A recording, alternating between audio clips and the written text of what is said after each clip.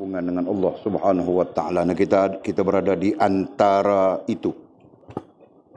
Nah, jangan kita berada jauh dari situ kan. Boleh faham kah? Boleh jelaskan, boleh sebut begitu kan? Di antara. Nah, boleh tulis.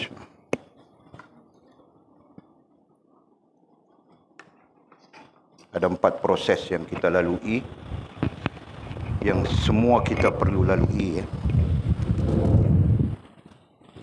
4 proses. 1, ilmu. 2, sedar diri. Nah, boleh tulis ya. 1 tahap. 3, Allah terima diri. Dan 4, sempurna hubungan dengan Allah. Nah, ada 4 proses. Ini satu tahap, ini tahap kedua, okey. Nah, 4 proses ini mudah-mudahan kita berada di sini atau di antaranya di sini. Okey. Yang mungkin di antaranya itu ada banyak yang akan dibincangkan di dalam kitab-kitab lain. Ada banyak di sini. Mungkin 1, 2, 3, 4 gitu. 5. Dan di sini, serta di sini. Nah, ada lagi 5 ke 4 ke. Yang kita akan bincang di kitab-kitab lain nantinya insyaAllah. Okey. Nah, kesedaran Allah terima diri bermula di sini. Kesedarannya bermula di sini. Ya. Jadi secara ilmunya, jika kita tidak sampai di sini, mana mungkin kita sampai di sini. Dan mana mungkin kita akan naik sampai ke sini. Nah, itu maklumat yang sangat penting ya. Jadi kesedaran, sedar diri atau apapun istilah yang kita datangkan kemudian, nah, dasarnya adalah sedar diri. Nah, untuk menjadikan kita sedar diri, untuk menyampaikan kita kepada sedar diri, nah disitulah duduknya, pentingnya ilmu. Ya kan? Nah, ilmulah yang membawa kita kepada sedar diri. Jelas. Jadi oleh sebut tadi berdasarkan kepada syarahan yang kita sedang belajar 51. Nah, mudah-mudahan kita berada di sini sudah. Antara, sama ada kita berada di sinikah, atau di sinikah, atau di sinikah, atau di sinikah, atau di sini. Nah, yang penting ini dulu. Kita berada di posisi ini. Posisi Allah menerima diri kita. Jelaskah? Nah, itu. Jadi kita perlu ada rasa bimbang. Nah, itu berbimbang yang sewajarnya. Ya kan? Bukan berbimbang tentang makan, bukan berbimbang tentang minum, bukan berbimbang tentang pakai, bukan berbimbang tentang nanti siapa yang mau jadi suami, siapa yang mau jadi istri, bukan berbimbang tentang ikan, bukan berbimbang tentang macam-macam. Nah, yang kita perlu berbimbang itu adalah takut Allah Subhanahu wa taala tidak menerima diri kita. Nah, itu yang kita perlu bimbang. Ada kan? Nah, kenapa Allah Subhanahu wa taala tidak menerima diri kita? Nah, ajar sudah. Karena mungkin ada pada diri kita 3 perkara yang menjadi kotoran kepada rohaniah kita. Dan akhirnya mengimplikasikan kotor juga jasmaniah kita. Nah, apa 3 itu? Apa 3 kotoran itu? Mesti keluarkan suara lelakimu, jantan, suara jantan. Kau terbalik kuang sudah kau. Orang Kedah bilang terbalik kuang.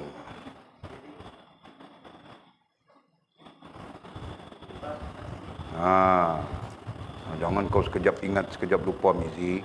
Mau menikah sudah. Iya, terbalik. Salah tu kan? Mau menikah sudah tu. Kalau aku yang menjadi qadinya, kau jawab tidak betul, aku tidak kasih menikah. Aku yang menikah. Tahu kan? Okey. Nah, Lina apa?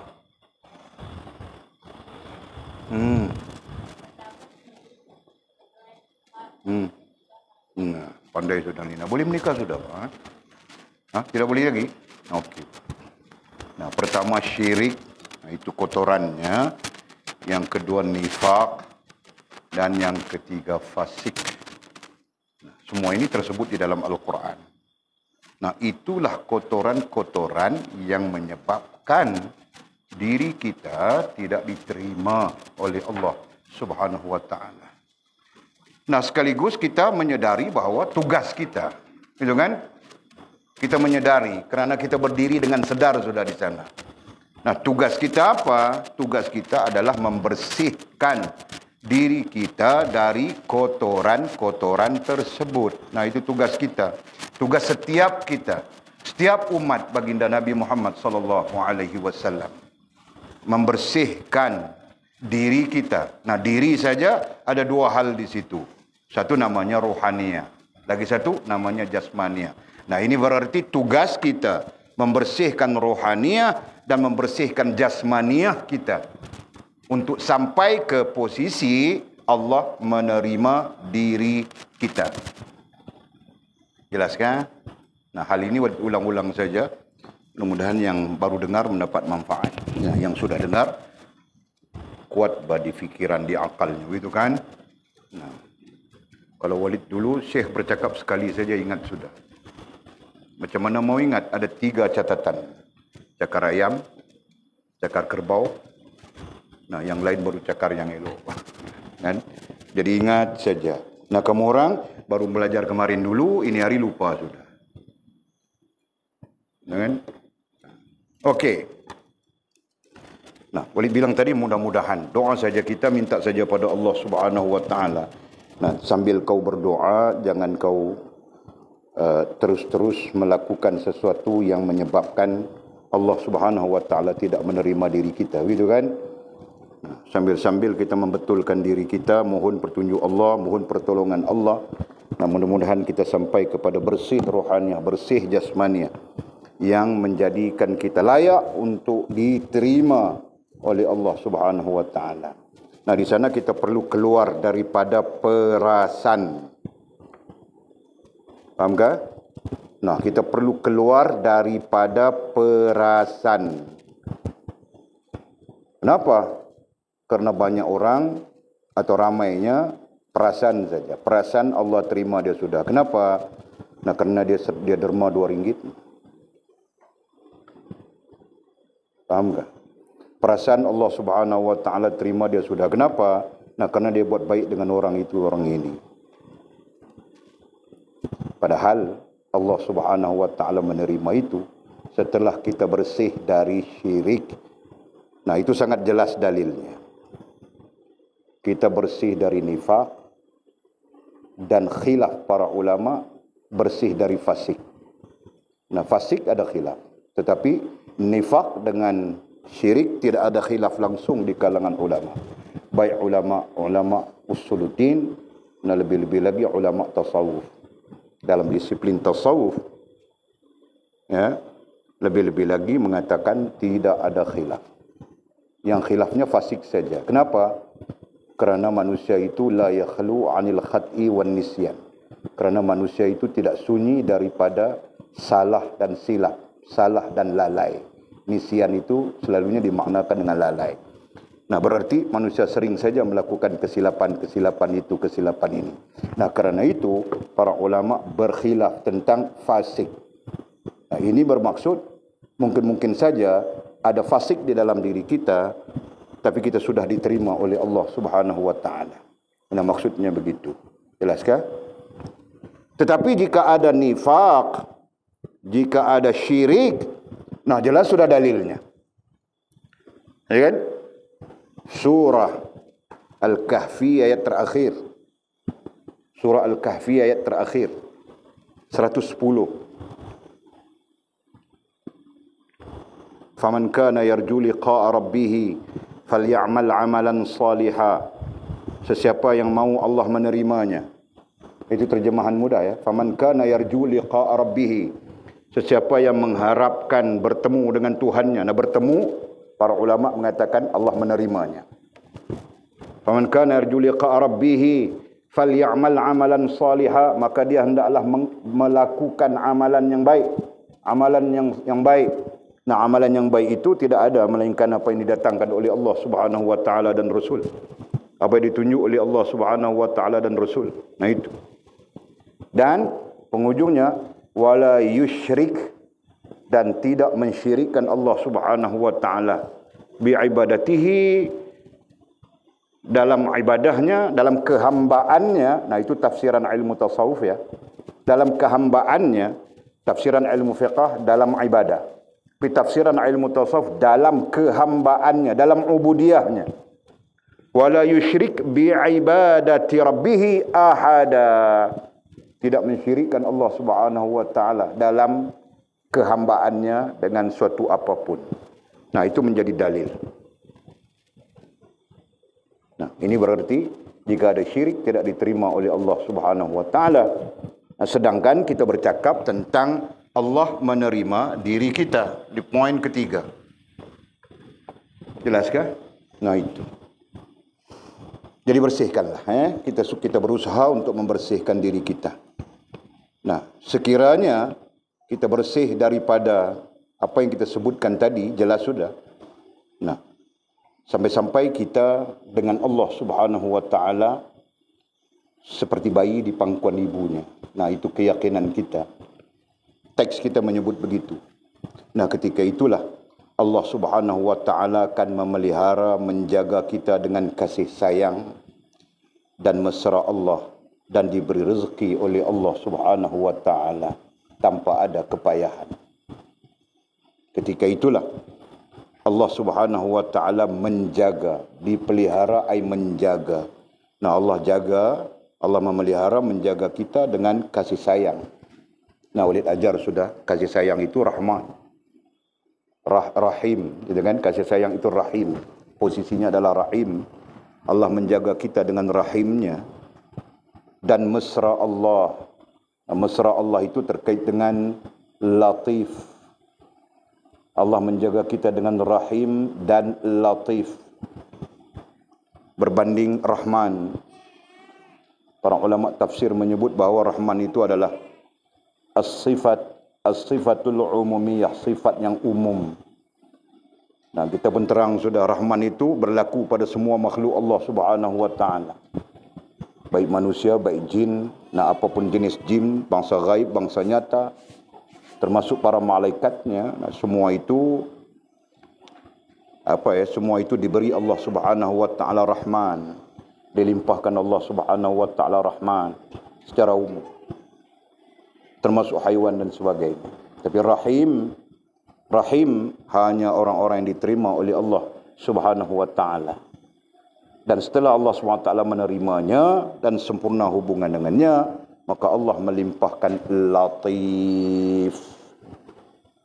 Allah melimpahkan latif yang kita sebutkan, yang kita jelaskan dengan makna lemah lembut. Nah, Allah menjaga kita dengan penuh lemah lembut, dengan penuh mesra dan redha. Nah, itulah menjadi dambaan para ahlillah.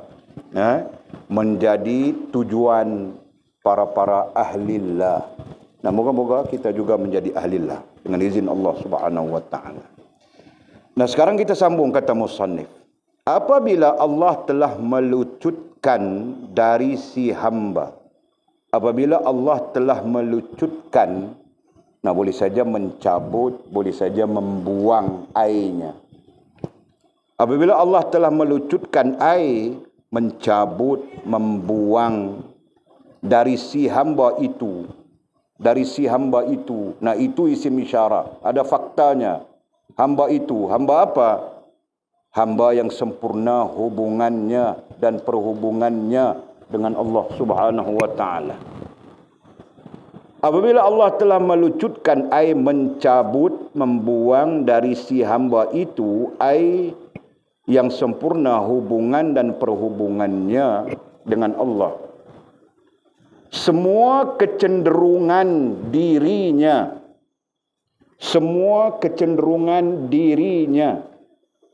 ai diri si hamba, yaitu diri si hamba.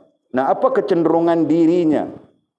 Nah, kalau kita katakan dirinya itu adalah kita, apa kecenderungan diri kita secara umumnya? Kecenderungan terhadap dirinya. Nah, apa kecenderungan terhadap diri kita secara umumnya? Tahu tak? Nah, Mizi, apa kecenderunganmu terhadap dirimu sendiri?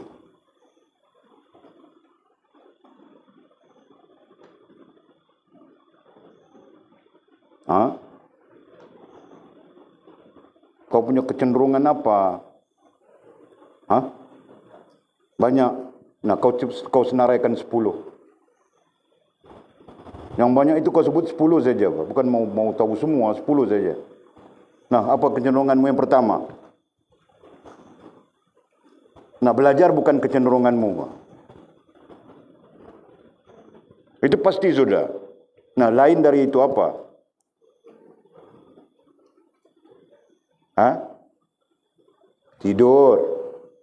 Tidur lagi.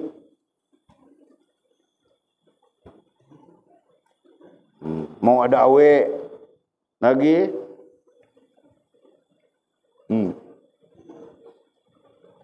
Nah, kecenderunganmu apa, Lina? Mau jadi fairy tale?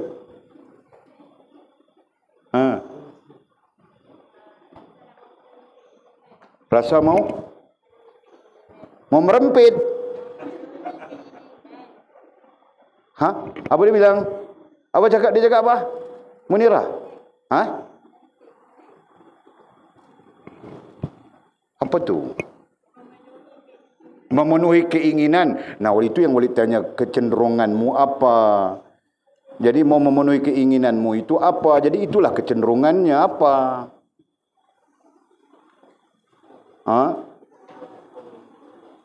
Nah, kalau kau bilang keinginan, dah tentu kau mau masuk syurga sudah kan? Mau masuk syurga perlu mati dulu. Jadi kau ada keinginan mau mati dulu kah? Tiada pula. Jadi kau bilang memenuhi keinginan. Nah, kesimpulannya, kecenderungan kita, kecenderungan, boleh cakap secara umumnya, kecenderungan bukan ahlilah, kecenderungan kita orang awam gitu kan. Kalau kecenderungan ahlilah itu lain sudah. Nah, kecenderungan orang awam itu tidak lain melainkan dunia. Itu istilahnya. Faham tak? Kecenderungan orang awam kebanyakannya. Ini bukan ahlilah ya. Kalau kecenderungan ahlilah itu lain spesifikasinya. Nah, adapun kecenderungan orang awam itu kebanyakannya adalah dunia. Dengan maksud sesuatu yang tidak menghubungkan kita dengan Allah Subhanahu wa taala. Faham tak? Nah, itu kecenderungan kita. Jadi kau mau bilang kau mau jadi fairy tale kah? Yang ini mau bilang jadi joki kah? Yang ini mau bilang apa saja? Nah, itu tidak lebih daripada kecenderungan kepada dunia. Dan maksud dunia di sana adalah sesuatu yang tidak menghubungkan kita dengan Allah Subhanahu wa taala. Nah, pada dasarnya manusia banyak yang kita bilang awam tadi, yang kita sebut awam tadi adalah itulah kecenderungannya. Fahamkah? Jelaskah? Nah, adapun ahlillah, nah itu. Adapun ahlillah, mereka bebas daripada kecenderungan terhadap dunia. Nah, itu kita belajar sudah kan? Nah, kecenderungan terhadap dirinya ai dunia, tabitnya di situ. Nah, dengan makna yang jelas ya. Nanti kamu orang salah memaknakan. Dunia maksudnya sesuatu yang tidak menghubungkan kita dengan Allah SWT. Nah, adapun jika menghubungkan kita dengan Allah Subhanahu wa taala, maka itu tidak disebut sebagai dunia. Gitu kan? Nah, makan boleh menjadi dunia jika tidak menghubungkan kita dengan Allah. Gitu kan? Nah, makan boleh menghubungkan kita dengan Allah. Jelas. Tidur jika tidak menghubungkan kita dengan Allah, maka dia menjadi dunia. Itu istilahnya. Dan hal-hal yang lain. termasuk belajar. Nah, belajar pun jika tidak menghubungkan kita dengan Allah Subhanahu wa taala, maka dia boleh menjadi dunia juga. Nah, itu jelas sudah. Okey. Jadi katanya, apabila Allah telah melucutkan, mencabut, membuang dari si hamba itu, siapa? Orang yang sempurna hubungannya, yang sempurna hubungan dan perhubungannya dengan Allah. Semua kecenderungan terhadap dirinya, dunia. Nah, Allah menolong kita, mencabut, membuang semua kecenderungan. Nah, hal ini berlaku pasti. Kan? Hal ini berlaku. Nah, Walid cerita sudah dengan kamu orang. Kalau Allah tidak mencabut dari Walid, ku beli kapal sudah 1.7 juta. Kamu orang pikir ku tidak mampu beli kapal kah? Kau percaya kah, Bas? Nah, kau kira aset yang ada sekarang. Kau tulis. Tulis, Pak. Lihat kamu orang tidak percaya saja. Mana kertasmu? Mana kertasmu? Tulis. Kau mau cerita aset ni. Tulis. Nah, di sana 250.000 tanah. Surau 140.000. Campur bilik air 20.000. 160.000. Tulis. Aku mau kau kira. Nah, berapa sudah kau tulis tu? Kau ni aku geram betul, bah. Suruh tulis, tidak mau tulis. Kau tulis. Biar kamu orang tahu. Tanah 250. Surau campur bilik, jamban semua 160. Pondok berapa? Pondok kita berapa biji, bang? Pondok kita berapa di sana? 2, 6, 8 biji. 8 lah kita kira busuk-busuk 12.000 sebiji. 12 kali 8 berapa? 36. 96. 100.000 lah sikit saja. Nah, berapa sudah tu? 0, 5, 6, 11. 2 sama 1, 3 sama 4, 5. Di sini 140. Tanah 0, 5, 6. Surau 260. Walaupun disedekahkan 10.000 pada kita surau ini, Nah, berapa sudah? 0, 6, 11, 1, 6, 2, 8, 9. 910.000. Bawa ke sini. 910. Apa lagi? Dom. Itu. 100. 1 juta lebih sudah. Lagi. Rumah lagi. Rumah habis sudah berapa ribu? 38.000 kurang lebih. 38. Nah, berapa sudah? 4. 1048. Okey. Apa lagi? Pak Haji lagi? 500.000. 500.000. Nah. 8, 4, 5. 1548 sudah. Ini pondok-pondok yang naik, backhoe, korek sana, korek sini, lubang sana, lubang sini. Tak ada lagi, tanah tu lagi. Tu lagi, baru. 15480 320 00868. Nah, lebih sudah 1.1.868.000 sudah. Nah, kalau ku totalkan semuanya 2 juta lebih sudah. Kau tahukah? Kambing lagi, kambing. Nah, aku tidak boleh beli kapal kan? Kapal harganya 1.7 juta. Tanya mama mau, aku cakap sudah. Dalamnya ada 2 bilik tidur, ada 2 bilik air, ada kabin, di atas ada lapang, saya boleh tidur sedai macam tu, pakai seluar dalam saja di atas itu, Pak. Tahukah? Nah. Faham tak aku cerita ni? Nah, tapi kami tidak mau buang sudah. Allah cabut sudah ni semua. Allah cabut dari Pak Haji. Allah cabut dari Walid. Allah cabut daripada Cikgu Subi. Allah cabut daripada kami-kami semua. Faham tak? Faham tak?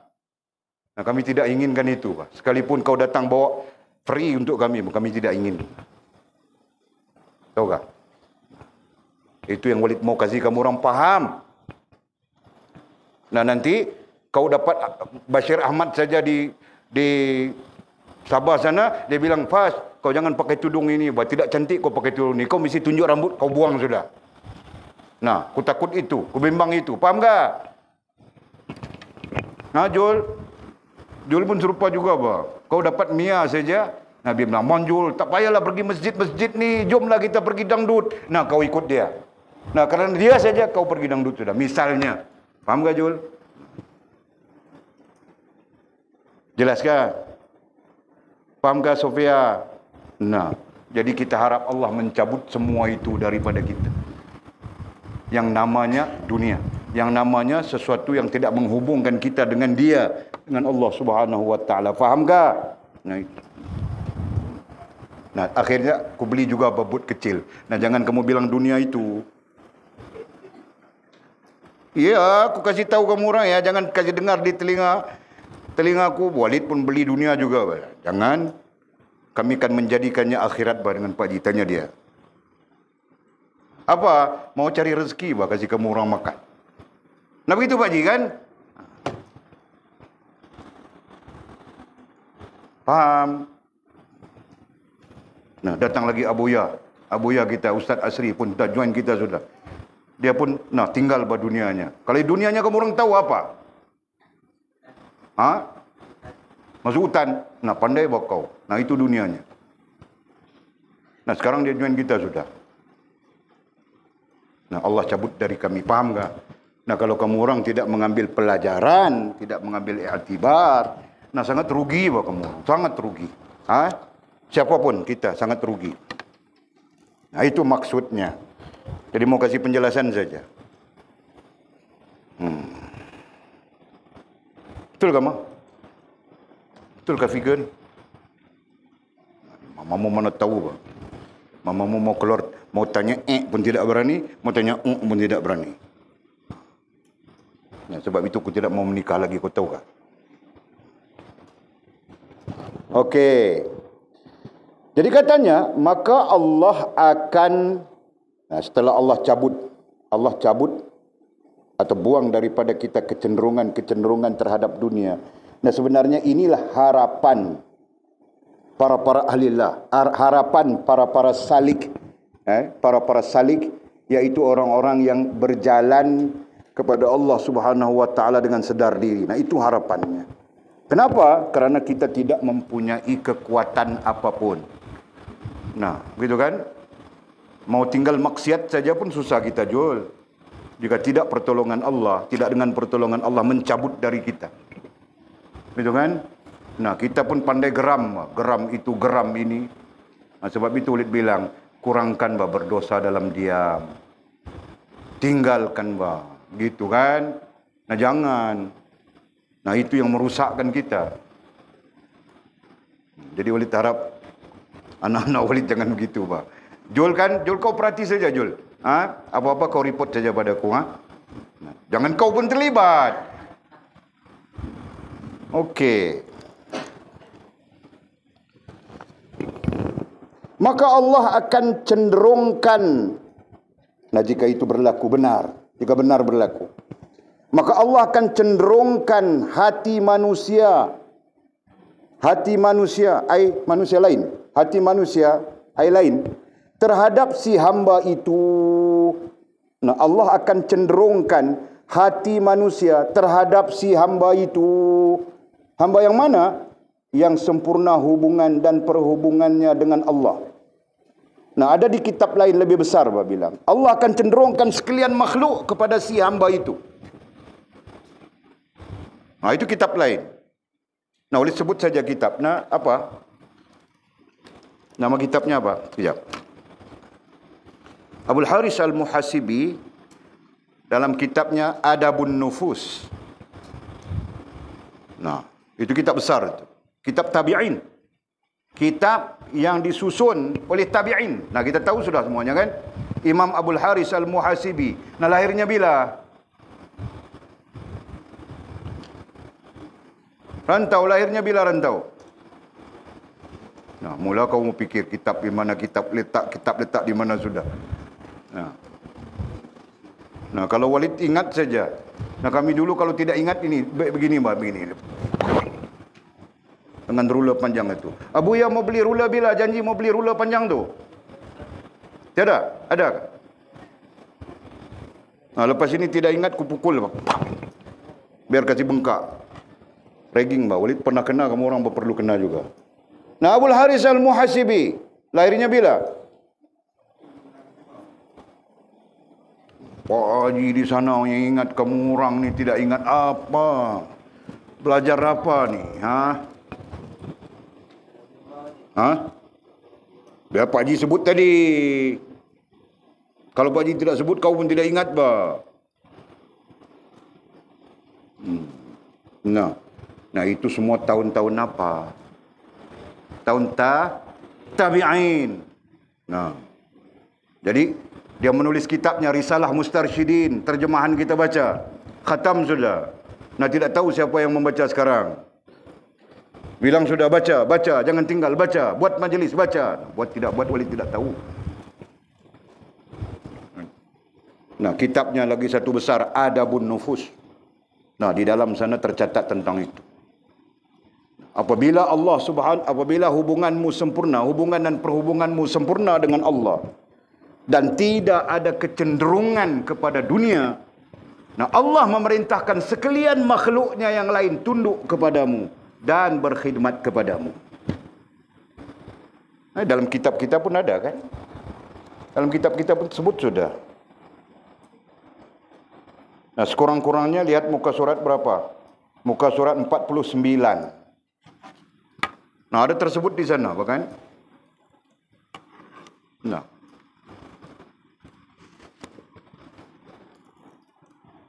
Allah akan memerintahkan sekalian makhluk. Sesuai dengan apa? Sesuai dengan manusia itu sebagai khalifah di atas muka bumi. Nah, sesuai dengan itu. Maka tidak pelik jika malaikat berkhidmat kepadanya. Tidak pelik jika haiwan berkhidmat kepadanya. Tidak pelik jika tumbuh-tumbuhan berkhidmat kepadanya. Tidak pelik juga jika jin berkhidmat kepadanya. Nah, kenapa? Jawapannya jelas sudah. Jika kecenderungannya tidak ada kepada dunia, maka itu yang terjadi. Jelaskah? Maka Allah akan cenderungkan hati manusia, bilangnya di sini manusia saja. Jadi Walid luaskan lagi skop pengetahuan kamu orang berdasarkan kepada kitab lain. Ada lagi satu. Abdul Karim Al-Syekh Al-Imam Abdul Karim Al-Jili, dikenali dengan Al-Jili. Ulama besar itu, Ahli Sunnah wal Jamaah. Nah, Al-Jili. Nah, dalam kitabnya Al-Insan Kamil. Walaupun kitabnya kontroversi di kalangan Wahabi. Kan? Sangat kontroversi. Nah, di sana dia juga menjelaskan begitu. Menjelaskan seperti mana dijelaskan oleh Al-Imam Abul Haris Al-Muhasibi dalam kitab Adabun Nufus. Sekalian makhluk berkhidmat. Nah, kenapa makhluk itu boleh berkhidmat kepada manusia? Kerana makhluk itu adalah hamba, sama juga sebagai hamba Allah Subhanahu wa taala. Lalu apa peliknya Allah memerintahkan hamba-hambanya yang lain berkhidmat kepada hambanya yang bernama manusia? Dikarenakan manusia itu sempurna hubungan dengan Allah Subhanahu wa taala. Tidak pelik kan? Nah, itu yang terjadi, Pak. Yang kita ceritakan air banjir besar, air yang laju berkhidmat kepada Syekh Jamaluddin Pontianak, kan? Nah, berjalan dia di atas air. Nah, bukan dia seorang. Habis satu kampung orang Iban. Nah, kampung itu masih ada di Serian. Sekarang masih ada di Serian. Antara Serian mau ke Semantan. Serian mau ke Semantan. Nah, lepas Semantan Tebedu. Nah, itu tempat si Abang Arif kita punya tunang itu. Nah, dia tiada malam ini, Pak. Dia ada, kita kasih semangat saja. Nah, itu. Kan? Nah, nanti mana tahu bangkil kau pun berjalan atas air juga. Jangan tenggelam bangkil, nanti mati lemas kau. Itu kan. Okey. Nah itu. Jadi katanya maka Allah akan cenderungkan hati manusia terhadap si hamba itu. Nah, apa dhabitmu si hamba itu? Apa dhabit Mulina? Orang yang sempurna hubungan dan perhubungan dengan Allah dan melimpahkan kasih sayang dalam hati-hati mereka itu. Dan Allah melimpahkan. Nah, melimpahkan boleh saja kita bilang memasukkan, gitu kan? Melimpahkan ay memasukkan. Masuk apa? Perasaan, rasa dan perasaan kasih sayang dalam hati-hati mereka itu.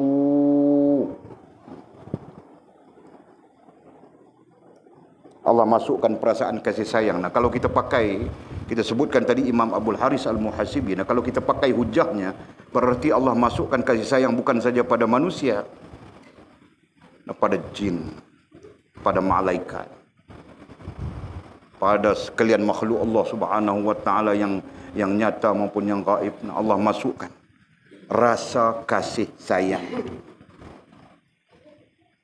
Faham ke?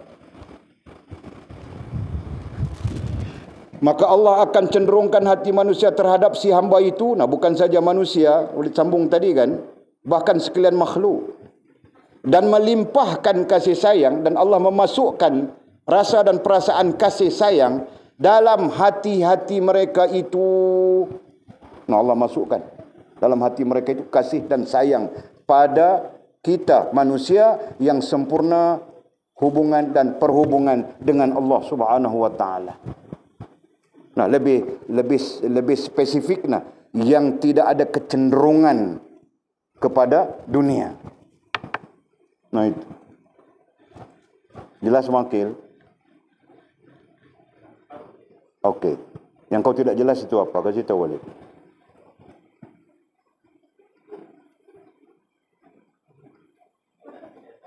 Oh, tidak tahu. Yang tidak jelas pun tidak tahu. Okey. Nah, ada di antara kamu orang yang tidak jelas. Jelas sila. Atul jelas kau. Nah, nanti jangan kau cenderung kepada dunia Atul ya.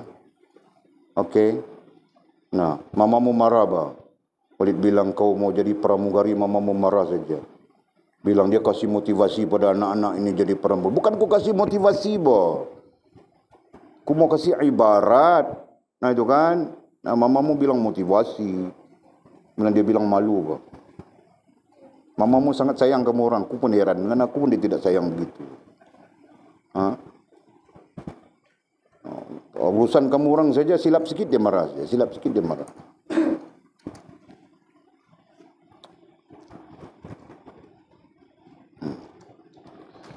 Okey. Dan melimpahkan kasih sayang dalam hati-hati mereka itu. Masya Allah. Nah, tidak pelik bah. Pokok kurma pun bersembang dengan Nabi. Nah, itu Nabi kan dia.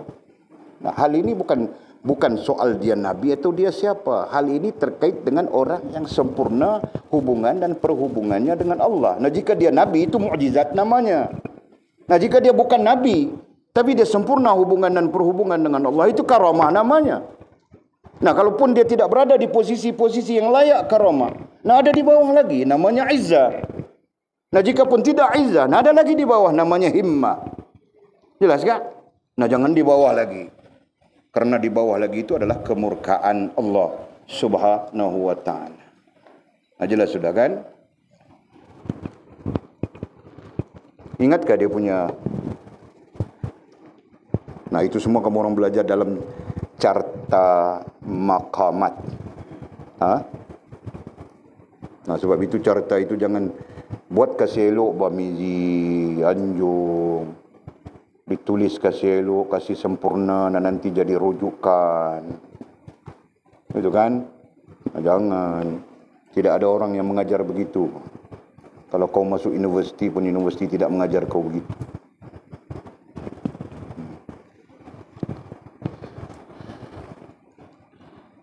Untuk katanya, untuk si hamba tersebut. Nah, Allah limpahkan itu. Yang dibilang Allah limpahkan kasih sayangnya. dalam hati-hati mereka, campakkan kasih sayang dalam hati mereka. Nah, kalau manusia itu hati. Nah, kalau malaikat itu ada hati ke malaikat? Nah, hati jasmani ku tidak tahu, bang. Hati jasmani. Tapi ruhaniyah sama saja. Yang namanya ruhaniyah itu sama saja. Baik namanya malaikat, baik namanya jin, sebagainya. Makhluk-makhluk yang gaib ini, nah sama saja. Nah, boleh jadi Allah campakkan dalam hati mereka, dalam rohaniyah mereka, nah begitu, kan?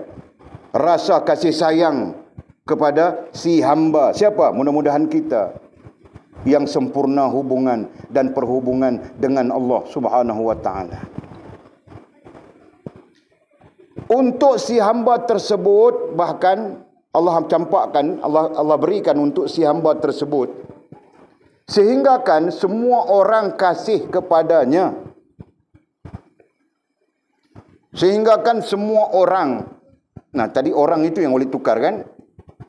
Yang boleh tukar tadi berdasarkan kepada kitab Adabun Nufus. Sehinggakan semua orang, ai makhluk. Nah itu. Sehinggakan semua orang, ai makhluk, kasih kepadanya. Ada satu cerita, makhluk kasih kepada dia. Almarhum Tuan Guru Haji Yaqub Kemelung. Nah, ini boleh cerita sudah, kan? Kemelung Sik. Meninggal sudah lama sudah.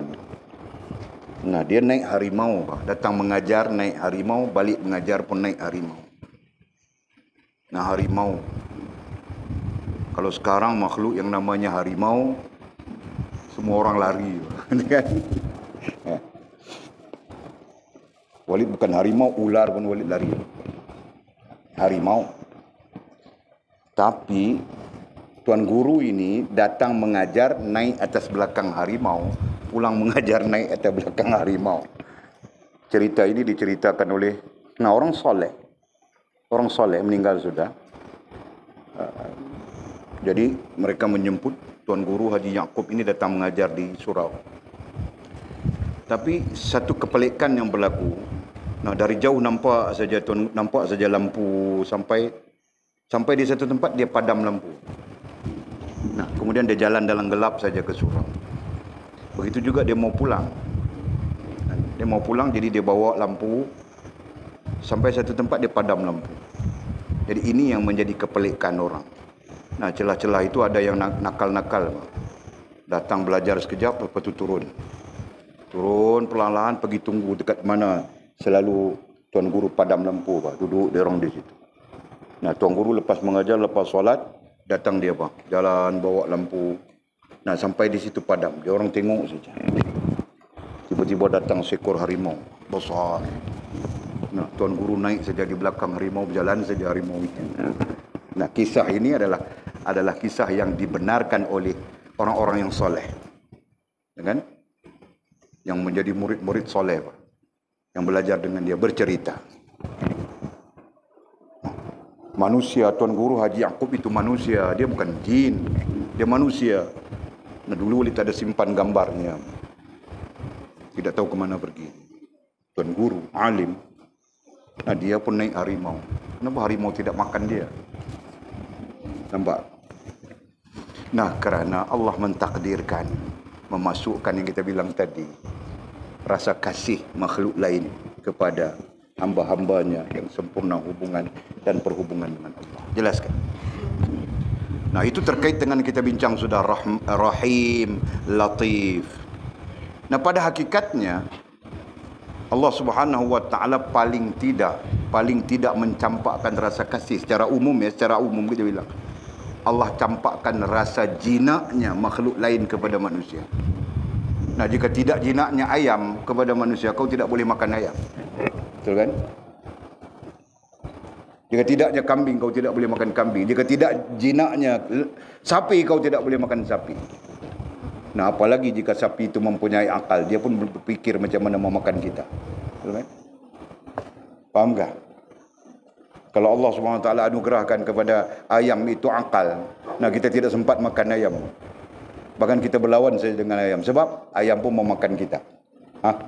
Faham tak?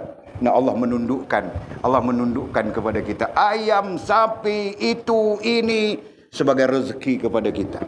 Nah, jika Allah boleh menundukkannya untuk kebanyakan orang, nah Allah juga boleh menundukkannya kepada para ahlillah, para orang yang sempurna hubungan dengannya, lebih daripada melampaui daripada rahmannya. Itu kita bincang sudah 3-4 hari lepas. Nah, melampaui rahmannya itulah yang kita bilang rahim. Dan melampaui rahim itulah yang kita bilang latif. Jelas sudah. Apakah itu tidak boleh bagi Allah? Maha suci Allah Subhanahu wa taala, tidak ada yang tidak boleh. Kerana Dia yang berkuasa. Kerana miliknya segala-galanya. Begitu kan?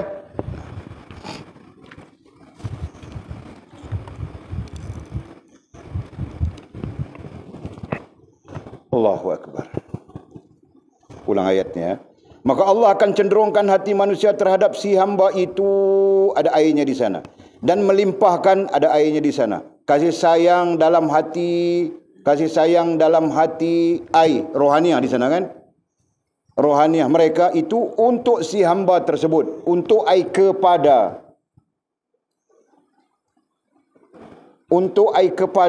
si hamba tersebut, sehingga kan semua orang makhluk kasih kepadanya dan suka kepadanya. Semua makhluk kasih kepadanya, suka kepadanya. Malaikat kasih kepadanya, suka kepadanya. Itu ada hadis ya terkait dengan hal itu. Hadis Qudsi. Orang tidak ingat bunyinya. Ada hadis Qudsi terkait dengan Allah kasih. Ya kan? Nah, para malaikat turun saja mengangkat doanya, walaupun doanya itu boleh naik terus kepada Allah. Malaikat datang turun mengangkat doanya. Begitu bunyi hadisnya. Lupa sudah.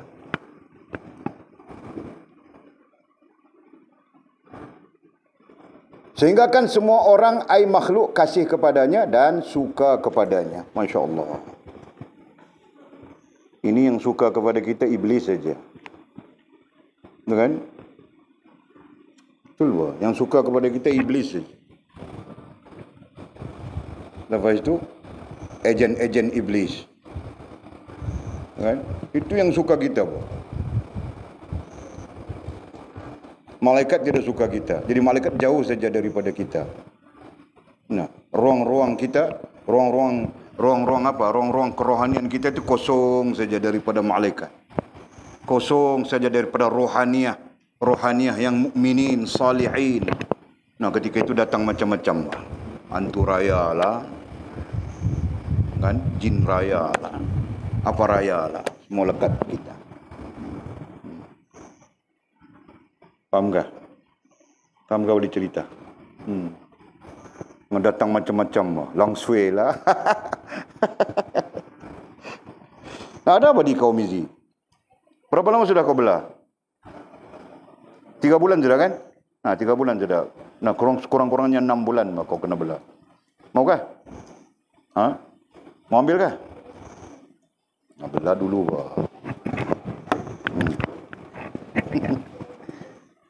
Betul kan? Nah, malaikat jauh dari kita. Para rohaniah, mukminin salihin jauh dari kita. Nah, apa yang mendekati kita? Yang mendekati kita adalah iblis.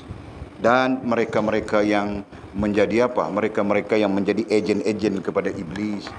Yang kita bilang syaitan dan sebagainya. Walaupun syaitan itu adalah karakter kita sendiri.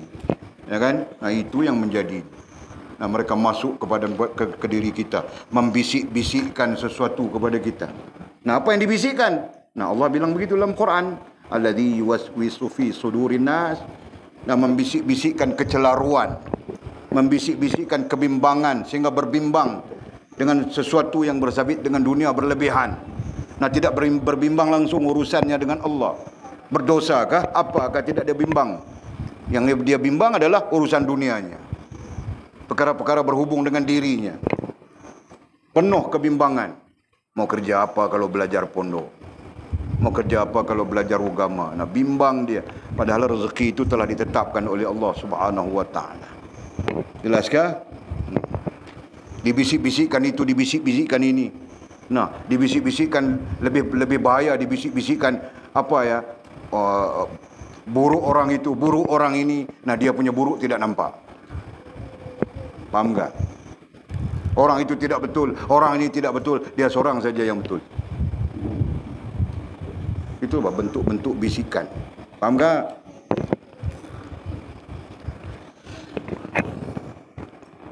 Allah akan memeliharanya. Nah, ini yang paling penting pada walid ya. Jika Allah Subhanahu wa taala tidak meniupkan dalam hati makhluk lain suka kepada kita pun tidak apa. Yang penting Allah terima diri kita. Nah, begitu kan? Nah, itu pada walid. Sebagai apa ya? Sebagai bagian daripada sedarnya diri kita. Ya kan? Dalam arti kata yang lain, kalau kita tidak diberikan oleh Allah karamah pun tidak apa, yang penting Allah menerima diri kita. Nah, takut kita di sana diri kita tidak diterima oleh Allah Subhanahu wa taala. Masya-Allah. Bagaimana kedudukan kita? Okey? Nah, di sini bilang apa? Katanya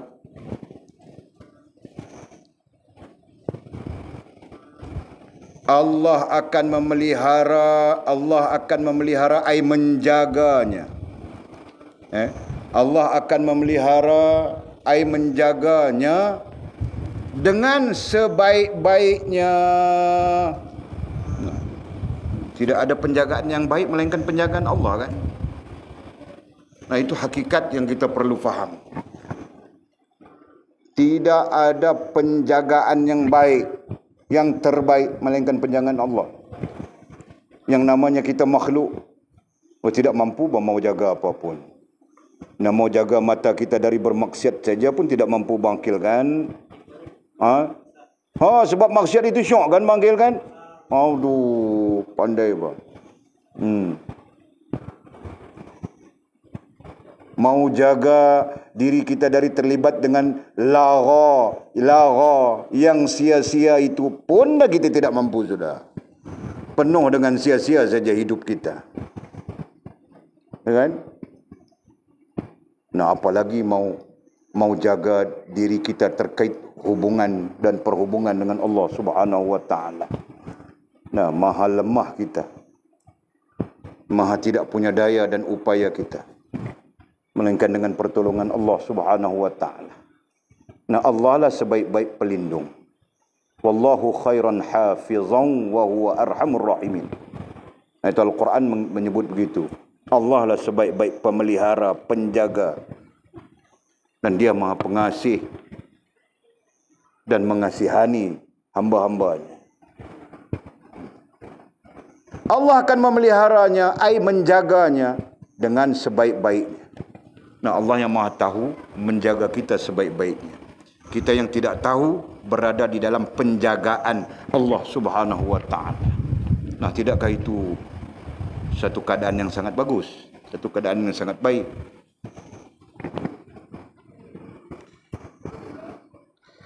Dan tidak ada satu apapun, nah, satu apapun itu apa? Ai makhluk.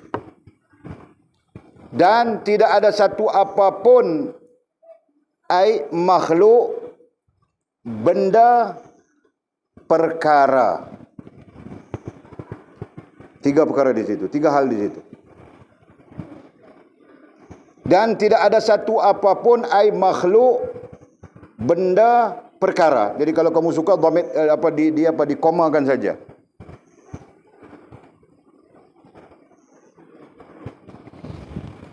Dan tidak ada satu apapun ai makhluk, benda dan perkara yang dapat mempengaruhi,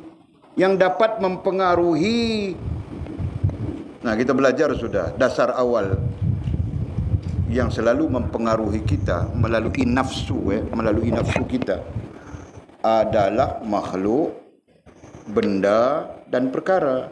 Ya kan? Nah, kita belajar sudah itu. Nah, makhluk mempengaruhi kita sampai-sampai jika tidak ada orang itu, kita hidup pun tidak boleh misalnya. Kita merasakan begitu kan? Nah, itu pengaruh makhluk. Benda, telefon. Nah, jika tiada telefon, Macam mau matilah, macam mau pengsan lah, macam mau muntah ke darah lah. Macam-macam jadi, Pak. Kemudian pinjam telefon. 1 minggu 4 kali pinjam. Sekali pinjam 3 hari. 4 kali pinjam, 3 kali 4, 12 hari. Macam tidak serah telefon saja. Bismillahirrahmanirrahim. Mau pengsan. Tiada telefon saja, mau pengsan sudah. Macam mana tu? Nah, itu pengaruh benda. Lain daripada telefon, nah bilang sifat lipstick. Tiada lipstick saja, tinggal sikit saja lipstick, susah hati. Termenung saja, makan pun tidak lalu. Nah, kenapa makan tidak lalu? Lipstick mau habis sudah. Nah, pengaruh lipstick.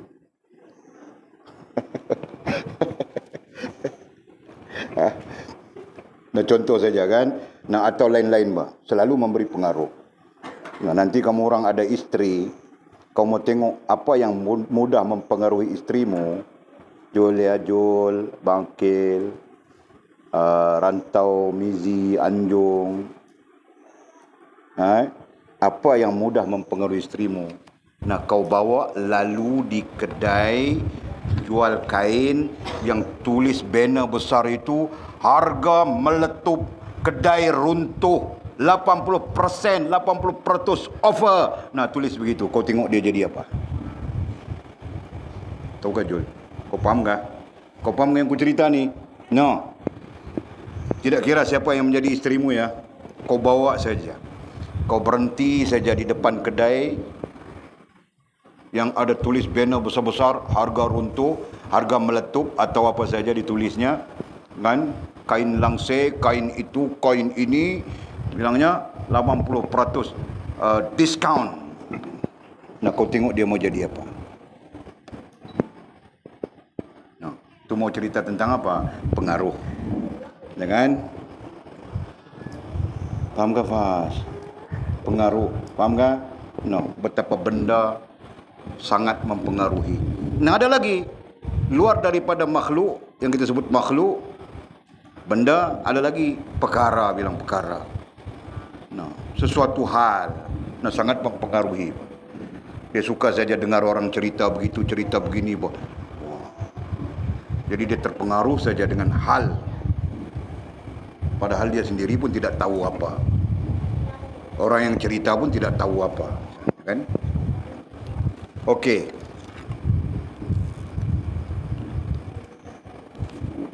Katanya, dan tidak ada satu apapun yang dapat mempengaruhi. Jadi mempengaruhi itu di mana? Akal dan hatinya. Kerana tempat pengaruh itu adalah akal dan hati. Ataupun kita bilang rohaniyahnya. Rohaniyahnya. Dan ataf daripada tidak ada satu pun, tidak ada satu apapun ataf daripada sana, dan memudaratkannya. Nah, ini berarti makhluk benda, perkara tidak boleh mendatangkan kemudaratan kepadanya. Nah, itu. Fahamkah? Ini telefon saja datang kemudaratan pada kita sudah. Baru telefon, baru benda, kan? Belum lagi orang. Nah, orang dan sebagainya lebih-lebih lagi mendatangkan kemudaratan. Faham ke, Bangkit? Kurang faham. Nah, kita sedang bercerita tentang apapun tidak dapat mempengaruhinya, termasuk makhluk, benda, perkara, dan tidak boleh mendatangkan kemudaratan kepadanya. Faham itu? Melainkan Allah Subhanahu wa taala. Nah, itu saja. Okey. Kerana itulah Nabi besar Muhammad sallallahu alaihi wasallam bersabda. Kerana itulah Nabi besar Muhammad, Nabi kita, baginda Nabi kita sallallahu alaihi wasallam. Ada mengatakan ai bersabda. Ada mengatakan ai bersabda. Seperti firman Tuhan di dalam Quran, artinya Nabi bersabda dengan membaca firman Tuhan, firman Allah Subhanahu wa taala.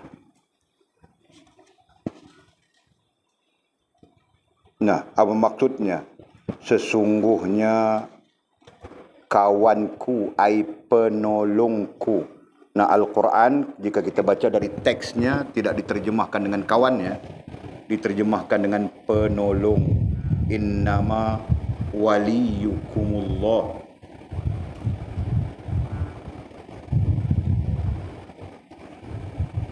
Innama, ayatnya bunyi begitu. Innama wali, apa bunyinya? Mimma nazzalal Quran. Teksnya bunyi berbeza ya. Ini ini terjemahan ini adalah terjemahan literal dari teks ayatnya. Teks ayatnya lebih kurang bunyinya innama waliyukumullah, innama waliyukumullah mimma nazzalal Quran. Lepas itu ada di ujungnya, lupa sudah ayat. Nanti kalau free kita cari tetapi tetap ayat Al-Quran, tidak menyalahi langsung. Nah, maksud ayat ini sesungguhnya kawanku ai penolongku. Sesungguhnya penolongku ialah Allah yang menurunkan Al-Quran dan dia menolong orang-orang yang baik. Nah, Nabi menyebutkan menyebutkan hadis ini yang datangnya daripada sumber Al-Quran. Nah, Nabi membacakan ayat Al-Quran ini di kalangan sahabat-sahabat baginda bahawa penolong kita adalah Allah Subhanahu wa taala. Ini berarti Allah yang Maha menolong. Nah, tidak ada perbandingan, tidak ada maha. Apa maha kita sebut? Tidak ada perbandingan dan persamaan. Nah, tidak ada perbandingan dan persamaan terhadap pertolongan Allah Subhanahu wa taala. Nah, itu.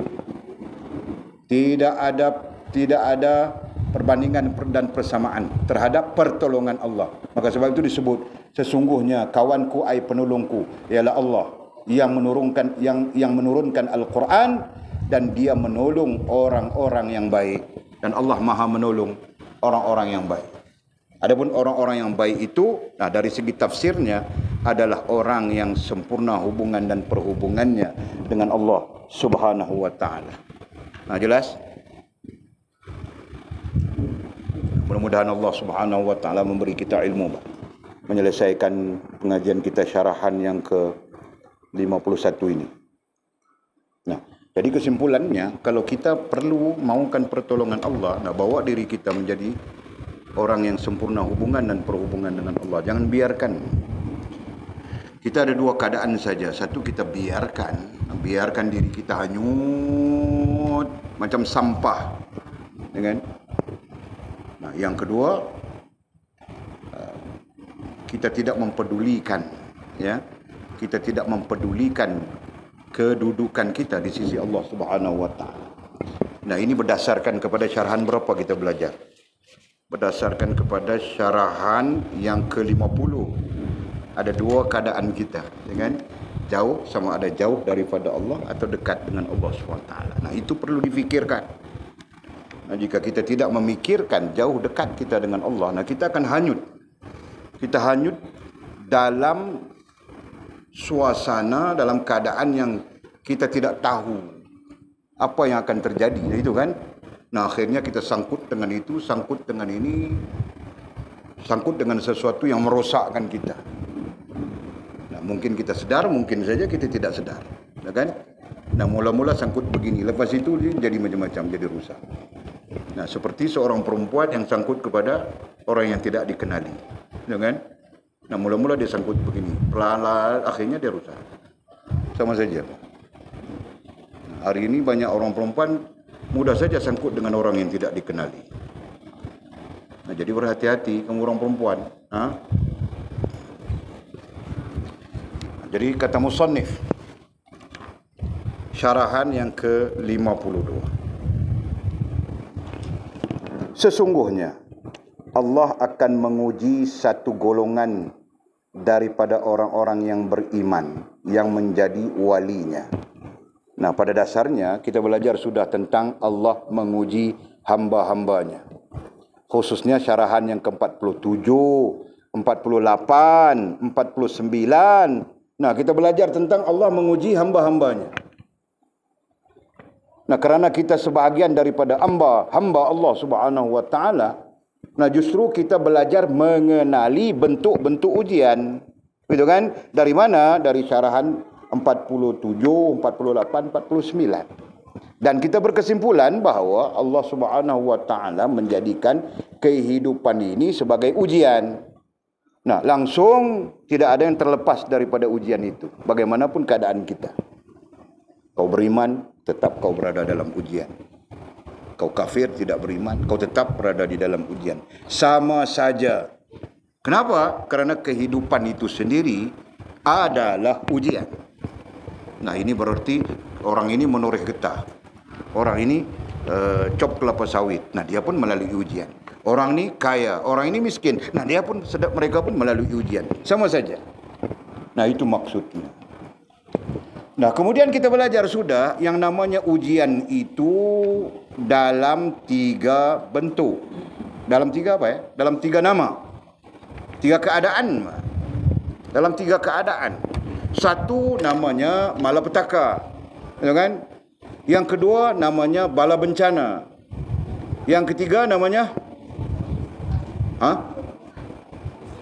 musibah. Nah, itu. Siapa yang sebut tadi? Bunyi suara kanak-kanak saja. Satu namanya malapetaka, yang kedua namanya bala bencana, dan yang ketiga namanya musibah. Nah, kita menggunakan istilah itu bagi membezakan kategori-kategori ujian. Nah, kalau ujian itu namanya musibah, berarti simpel-simpel saja kan. Cuma kita saja jangan tersalah. Habis gincu saja bilang musibah sudah. Habis lipstick saja bilang musibah sudah. Masya Allah. Kalau orang lelaki habis tembakau saja bilang musibah sudah. Tidak kan, misi kan? No, okey. Jadi kategori ya, itu kategori. Nah, musibah kategori ujian ini yang kita bahagikan kepada 3 kategori ini mengimplikasikan 2 keadaan. Dengan satu keadaan kita kembali kepada Allah Subhanahu wa taala setelah menghadapinya, berhadapan dengannya, dan lagi satu keadaan kita jauh daripada Allah Subhanahu wa taala yang mungkin sesat terus kita selepas ataupun setelah menghadapi ujian tersebut. Nah, itu keadaan. Jadi di sana memerlukan kepekaan kita. Jadi kita perlu peka supaya apa yang kita hadapi itu tidak merosakkan hubungan kita dengan Allah Subhanahu wa taala. Nah, nanti kita akan hadapi macam-macam. Nah, kamu orang nanti yang namanya anak-anak ini nanti menikah. Nah, ada ujian buat terkait dengan menikah. Ya kan? Nah, marah saja dia. Lupa beli bawang saja, Jul. Dia marah kau 3 jam. Nah, kau jangan cepat-cepat panas, Jul. Sabar saja. Mungkin dia mau datang bulan. Kan? Nah, kena belajar tentang itu, Jul. Orang perempuan kalau dia datang bulan mungkin emosinya berubah. Karena hormonnya berubah, dia marah kau. Nah, kau pun pelik saja, masuk hantu kah? Nah, bukan masuk hantu, hormonnya berubah. Nah, itu perlu belajar, Mizi. Fahamkah? Kau jangan main macam itu saja, Bangkil. Perlu belajar itu. Memahami emosi. Nah, itu kan. Anjung, kau mau belajar juga kan? Oh, tidak perlu. Bagus.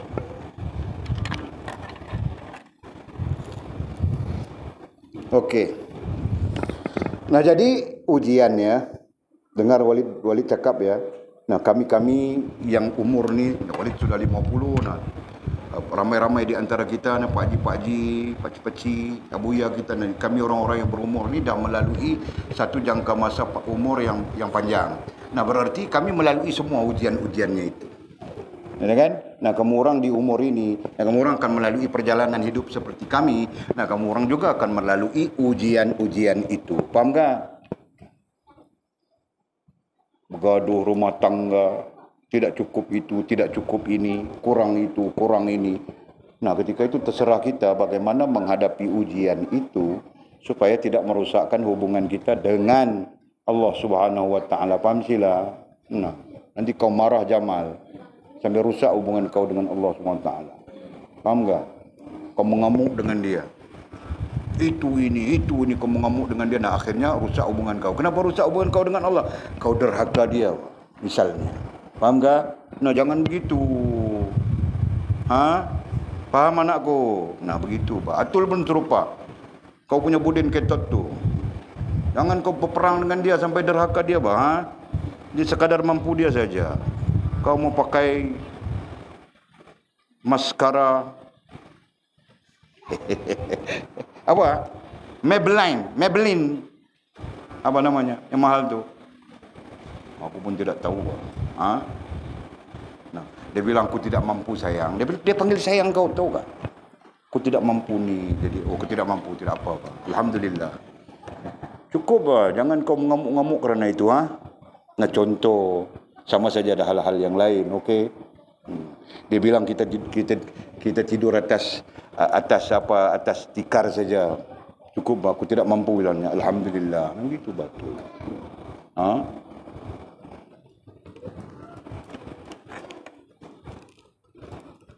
Okey.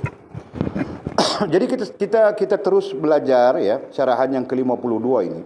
Walid belum mau kasih sinopsisnya, tapi boleh sebut dulu ya. Nah, kita menyentuh lagi sekali tentang ujian. Walaupun 40, 47, 48, 49 kita belajar sudah tentang ujian. Nah, dalam syarahan ini kita lagi sekali menyentuh tentang ujian. Nah, ini sebagai gambaran ya, bahawa hidup itu adalah ujian. Dominasi hidup itu sendiri adalah ujian. Nah, itu saja. Cuma dalam syarahan yang ke-50 ini, kita bercakap tentang ujian satu golongan manusia yang mencapai sempurna hubungan dengan Allah Subhanahu wa taala. Nah, ini bermaksud setelah sempurna hubungan dengan Allah Subhanahu wa taala pun masih berlaku ujian selama berada di dalam kehidupan. Nah, fahamkah? Nah, itu kita mau belajar dari syarahan ke-52. Jelaskah? Nah, jadi ujian itu kita bercakap tentang daripada awal sampai kepada kedudukan kita, taraf kita di sisi Allah yang bilang maqamat. Nah, mungkin sampai muqarrabin misalnya, kan? Nah, pun kita melalui ujian bahkan lebih daripada itu. Nah, itu dibilang tadi, sesungguhnya Allah akan menguji satu golongan daripada orang-orang yang beriman yang menjadi walinya. Nah, menjadi walinya dengan makna kita. Jangan pakai makna yang syubha. Nah, makna kita apa, Mimi? Orang yang sempurna hubungan dengan Allah Subhanahu wa taala. Nah, itu makna kita. Ya, jangan pakai makna syubha, karena perkataan wali, nah semua aliran pakai. Mu'tazilah memaknakan begini, Qadariyah memaknakan begini, Jabariyah memaknakan begini, kan? Qaramitah memaknakan begini. Nah, banyak makna-makna diberikan. Nah, kita ahli sunnah jangan terpengaruh dengan makna apapun, kan? Dalam ahli sunnah juga ada makna yang syubha, yang mungkin syubha, gitu kan?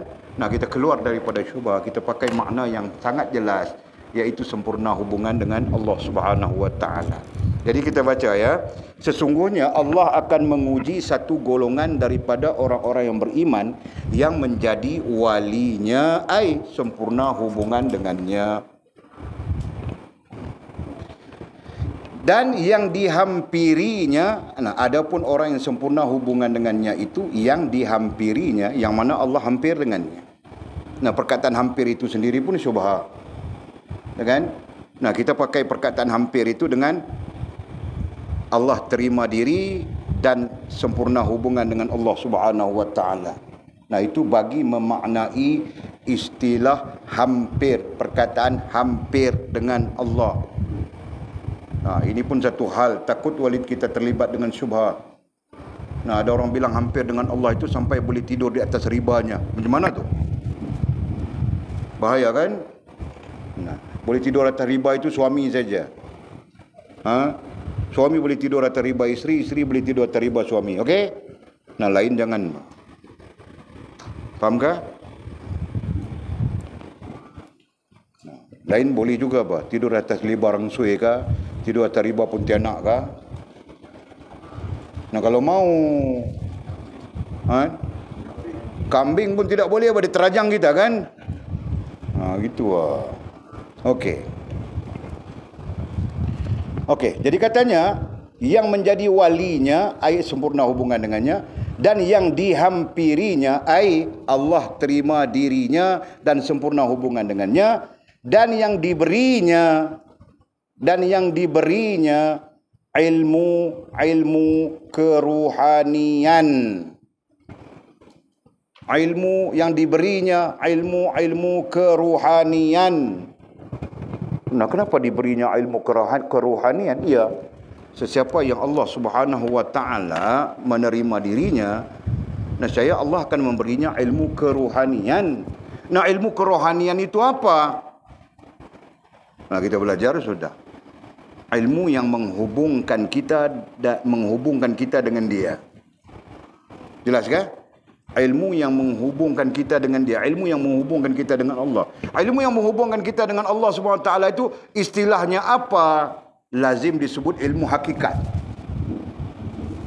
Tapi kita jangan pakai itu, nanti kita keliru. Kan? Oh, ada ilmu hakikat pula kan? Nah, bukan. Kan? Ilmu hakikat berdisiplinkan kepada ilmu tauhid, ilmu fiqh, ilmu tasawuf saja. Nah, itu disiplinnya. Dia tidak ada disiplin tersendiri terkait dengan ilmu hakikat. Nah, kalaupun ada orang mengatakan ilmu hakikat, tidak lebih daripada ilmu tasawuf saja. Kerana mereka pakai disiplin ilmu tasawuf, tetapi menyebutnya sebagai ilmu hakikat. Nah, yang kita maksudkan di sini, ilmu hakikat yang kita maksudkan di sini adalah seperti yang ditunjukkan oleh baginda Nabi SAW, yang kita bilang hakikat Muhammadiyah. Nah, semua orang ingatkah? Belajar sudah ya? Belajar sudah Lina? Belajar sudah Sofia? Belajar sudah Fas? Tidak. Kau bilang tidak tadi? Belajar. Nah, kau belajar sudah? Betul kau belajar? Nah, hakikat Muhammadiyah itu apa?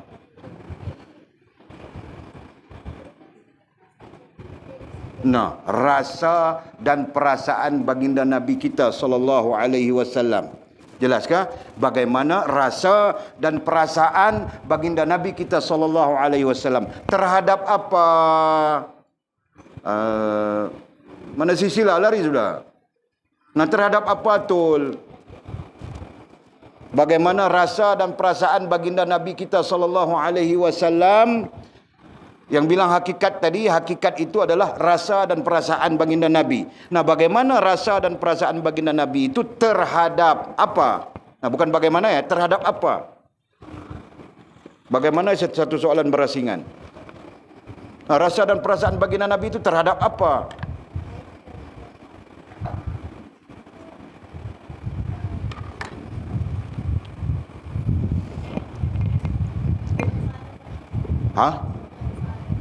Ulang soalan. Nah, hakikat itu adalah rasa dan perasaan Nabi, gitu kan? Jelas kah? Nah, rasa dan perasaan Nabi itu terhadap apa?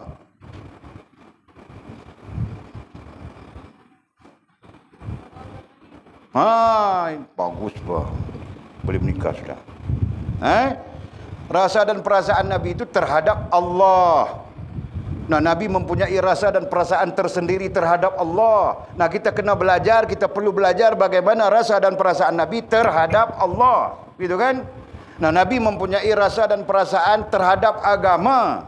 Nah, kita perlu belajar bagaimana rasa dan perasaan Nabi terhadap agama. Gitu kan? Nah, Nabi juga mempunyai rasa dan perasaan terhadap dirinya sendiri. Nah, sebab itu jangan pelik. Nabi menangis-nangis, dia minta ampun kepada Allah. Kenapa? Karena itu adalah rasa dan perasaan pada dirinya sendiri. Nah, dia Nabi Rasul, kenapa dia menangis? Karena dia merasakan dia hamba. Nah, jelas sudah itu faktanya. Okey? Nah, kalau kita, kau free daripada dosa, ya begini bagi kita. Tapi Nabi kita SAW maksum dia, terpelihara daripada dosa. Lalu kenapa dia menangis? Ya Allah, ampun kalau dosa, basah janggut-janggutnya. Dalam riwayat Ummul Mukminin Aisyah radhiyallahu taala anha, bahwa Nabi SAW ketika meminta ampun istighfar saja, basah janggutnya. Menangis dia, basah janggutnya. Nah, kau bila basah niqab kau? Berapa orang yang basah niqab bila minta ampun pada Allah Subhanahu wa taala, kasih taubah, aku mau kasih 500 nih. Kau Faz? Tiada. Nah, tidak dapat balik 500. Tidak, aku mau kasih 500. Nah, jadi jelas sudahkah? Nah, itu hakikat. Jadi bukan ilmu, di situ bukan dilihat sebagai satu disiplin, tapi itu adalah satu perkara yang kita perlu ambil uswatun hasanah daripada baginda Nabi kita sallallahu alaihi wasallam. Fahamkah? Nah, disiplinnya tetap ilmu tasawuf. Tidak lari. Nah, begitu. Nah, itu yang kita bilang tadi. Supaya kita apa tadi ya? Dan ilmu kerohanian, nah itu. Ilmu kerohanian, terkait dengan ilmu kerohanian. Nah, kita mau rohaniah kita seperti rohaniah baginda Nabi kita sallallahu alaihi wasallam, yang rasa dan perasaannya terhadap Allah, Masya Allah, tidak berbelah bagi. Itu kan? Rasa dan perasaannya terhadap agama, Masya Allah, tidak berbelah bagi. Meskipun dia sendiri, batang tubuhnya itu adalah agama. Nah, begitu. Kan? Dan rasa terhadap dirinya sendiri, Masya Allah, tidak berbelah bagi. Dialah yang menunjukkan kepada kita realiti kehambaan. Bagaimana menjadi hamba. Nah, itu kan. Nah, jadi itulah ilmu kerohanian. Jelaskah? Boleh nampakkah? Nah, hanya saja kita boleh menyandarkan ilmu kerohanian itu kepada ilmu tasawuf. Tapi pada hakikatnya, ilmu kerohanian adalah sesuatu implikasi. Ilmu kerohanian adalah satu implikasi daripada kita mengamalkan disiplin ilmu tasawuf.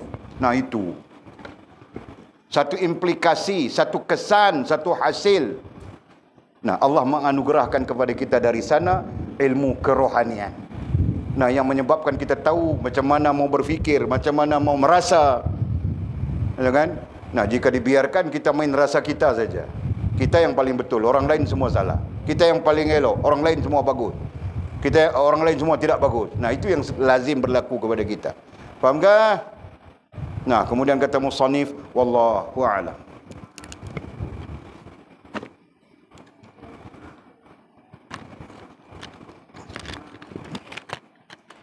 Okey, ada soalan kah? Ilmu zauq dia bukan ilmu. Sama macam ilmu kerohanian, ilmu rohaniah tadi. Sama saja sifat dia. Zauq adalah implikasi daripada kerohanian pula. Jadi kalau kita susun dia, kita strukturkan dia. Ini apa kira apa banyak sangat ni? Juta-juta ni. Dunia. Ni kita susun saja, kita tunjuk soalan daripada Ustaz Naim.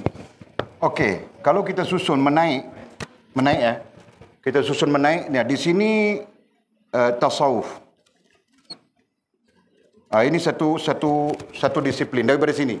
Yang ni ada disiplin, yang ni ada disiplin. Kemudian naik ke sini disebut kerohanian. Nah, di sini tidak ada disiplin lagi, melainkan disiplin ilmu tasawuf saja. Kan? Jadi kita pakai disiplin ilmu tasawuf dalam kerohanian. Sebab itu kita sebut orang-orang kerohanian. Orang-orang kerohanian ini pada dasarnya pakai disiplin ilmu tasawuf. Kalau orang-orang kerohanian disebut orang-orang kerohanian, tapi dia tidak pakai disiplin ilmu tasawuf, itu adalah pembohongan. Itu kenyataannya. Okey, daripada ilmu kerohanian ini nantinya, daripada kerohanian bukan ilmu ya. Cuma disebut sebagai ilmu kerana Allah menganugerahkan satu pengetahuan. Itu disebut ilmu. Okey, daripada sini dia akan sampai kepada satu posisi lagi yang kita sebut tadi, yang Ustaz Naim sebut tadi, zauq. Zauq. Jadi zauq ni apa? Zauq ini adalah rasa yang tersusun, terpimpin dan tersusun. Itu dia punya definisi, kan? Zauq ini adalah rasa yang terpimpin dan tersusun. Jadi maksudnya zauq ini adalah implikasi daripada kerohanian yang benar.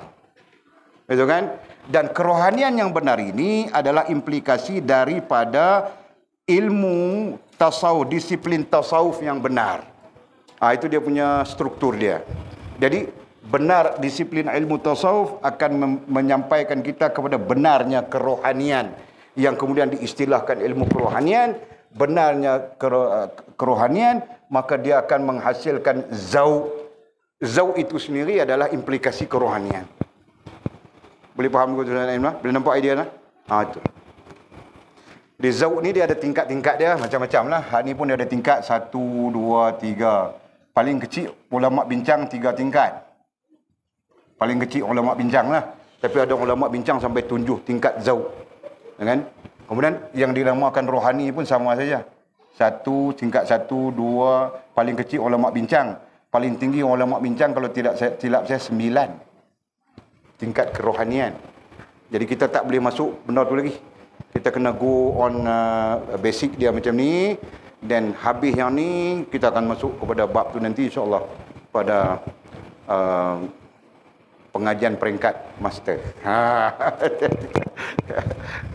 Pengajian peringkat master nanti insya-Allah. Baik, boleh faham Ustaz Naim lah? Okey. Next, ada soalan? Silakan Haji. Abdul Karim Al-Jili. J-I-L, kalau spelling Melayunya J-I-L-I lah. Abdul Karim, Syekh Abdul Karim Al-Jili. J-I-L-I. Al-Insan Kamil. Kitab tu kontroversi lah di kalangan Wahabi. Kita tak ada kontroversi apa. Simple, biasa ya. Okey. Next. Tadi siapa? Mangkil. Okey.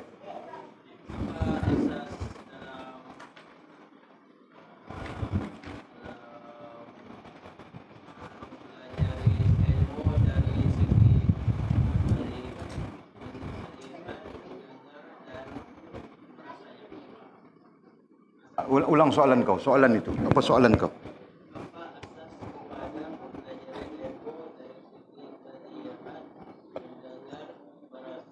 No, yang kau tanya melihat, mendengar dulu. Mendengar, melihat, merasa, itulah asas kepada ilmu. Kau tanya apa asas? Kau tanya apa asas kan?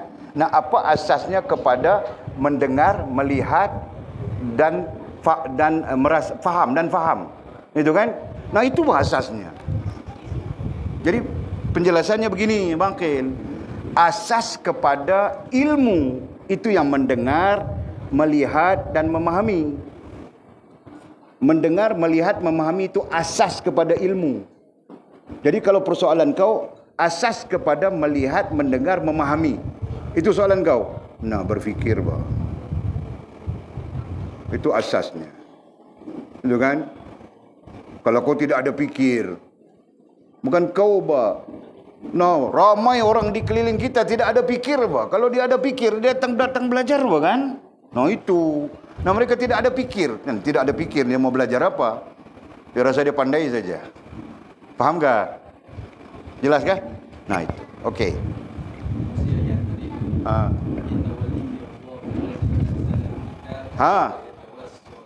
Wa huwa yatawallas sabirin. Surah berapa, ayat berapa? Al-A'raf. Okey, Al-A'raf dhabit dalam kitab masing-masing ya. Nanti ku tanya lagi tu. Al-A'raf 196. Nah, terakhir tadi, dalam terakhir syarahan ke-51. Bunyi macam mana? Inna waliyallah walladzina amanu. Inna waliyallahu alladzi nazzalal kitab wa huwa yatawallas salihin. Itu ayatnya. Nah, semua perlu baca ya, semua perlu ingat ya. Yang namanya daras, kitab dasar, ini kitab daras ya. Yang namanya kitab daras adalah membantu mencerahkan dasar. Nah, semua orang perlu ingat dalil-dalilnya. Okey. Lain ada soalan kah? Ada soalan? Munirah ada soalan? Siapa nama tadi? Aduh. Afifah ada soalan kah? Okey. Nah, Afifah kena rujuk balik kepada depa-depa ni. Satu dasar nama dia Asasul Usul. Nah, Afifah, kalau ini nak membantu Afifah untuk belajar ya dan menguasai. Belajar saja satu hal, menguasai itu satu hal ya. Jadi pengajian kita bentuknya macam ni Afifah. Pengajian kita tulis dari bawah. Satu ya. Nombor satu, pengajian kita dasar. Kenapa pen ini biru, dawatnya hitam? Okey, ini tahap satu ya. Dasar. Di atas, naik ke atas, daras.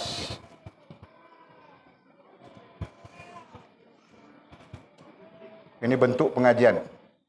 Daras. Daras artinya pencerahan kepada dasar. Okey. Nah, selepas daras ini barulah kita masuk kajian kitab. Okey.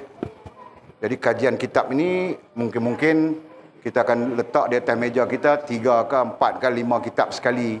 Misalnya macam tu. Reference itu, reference ini dan sebagainya. Jadi fokus kita, kalau ini daras ya, yang kita sedang belajar ni, apa nama ni, Afifah, ini daras. Daras ada beberapa kitab lagi. Okey. Jadi Afifah kena selesaikan benda ni, cari benda ni. Afifah, Munirah, kena benda ni kena cari. Ada teks kita, satu nama Asasul Usul dan satu nama Fathur Rahman. Ini teks kita. Teks mewakili dasar.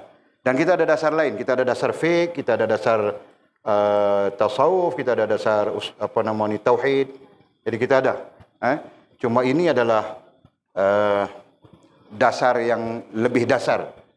Dasar yang lebih dasar. Gitu. Jadi pastikan tertib tu betul. Untuk menguasai ilmu, so tertib dia kena betul. Okey, jadi kita habis ya. Bismillahirrahmanirrahim. Alhamdulillahirabbil alamin wassalatu wassalamu ala asyrafil mursalin sayyidina wa maulana Muhammad wa ala alihi washabbihi ajma'in. Allahumma iftah lana futuhal arifin warzuqna fahman nabiyyin waj'alna min ibadikas salihin. Allahumma ihdinas siratal mustaqim siratal ladzina an'ama Allah minan nabiyyin was-siddiqin wasyuhada'i was-salihin. اللهم ربنا افتح بيننا وبين قومنا بالحق وأنت خير الفاتحين. اللهم أعنا على ذكرك وشكرك وحسن عبادتك. اللهم فقهنا في الدين وعلمنا التأويل. اللهم فقهنا في الدين وعلمنا التأويل. اللهم فقهنا في الدين وعلمنا التأويل. وصلى الله على سيدنا محمد وعلى آله وصحبه وبارك وسلم والحمد لله رب العالمين. تقبل الله منا ومنكم.